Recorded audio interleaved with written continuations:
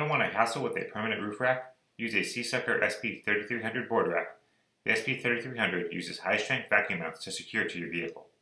First, clean your vehicle, as dust and dirt will affect the ability of the vacuum mounts to create and hold vacuum. The SP3300 includes everything you need to install your rack and anchor your boards to it. Moisten the bottom edge of each vacuum mount with water before installation. Align the front bar to the front of your roof, as close to the corners of the roof as possible, where the roof is the strongest. If you have a sunroof, just like our demo car does, you are using the roof rack at your own risk. Make sure the vacuum mounts are not over any seams or gaps on the roof. Also, test the strength of your sunroof prior to using the SP3300 with boards on it. Press each vacuum mount until you have a full seal on the vehicle's roof. Pump the SeaSucker repeatedly until you can no longer see the orange indicator band on the plunger, and the plunger does not spring back. Repeat this process on all 6 vacuum mounts. Next, install the wraparound pads on the bar rack. Place the board face down on the rack so the wind pressure pushes the board down when you are driving. Follow the strapping guide on your instruction sheet to properly secure the surfboard to the roof rack.